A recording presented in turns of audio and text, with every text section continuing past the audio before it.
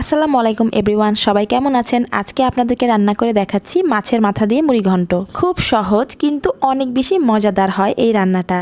এই রান্নাটা আমি আমার আম্মুর কাছ থেকে শিখেছি। যেদিন রান্না করেছিলাম সেদিন কিন্তু আম্মু আমাকে সবকিছুই দেখিয়ে দিয়েছিল, তাই চলে আসলাম আপনাদের সাথে রেসিপিটা শেয়ার করার জন্য। প্রথমেই একটা কড়াইয়ে আমি এখানে 3 টেবিল চামচ সয়াবিন তেল নিয়ে নিয়েছি। তারপর এখানে 1 কাপ পরিমাণ পেঁয়াজ কুচি দিয়ে দিলাম। পেঁয়াজ কুচিটা একটু বেশি লাগবে এখানে। পেঁয়াজটা যখন একটু ভাজা ভাজা হয়ে আসবে হালকা হালকা, তখন এখানে আমি পেঁয়াজ রসুন বাটা দিয়ে দিচ্ছি 1 টেবিল চামচ পরিমাণ। বাটা মশলাটা খুব ভালো করে ভেজে এখন সামান্য একটু পানি দিয়ে মশলাটা কিছুক্ষণ কষিয়ে নিব।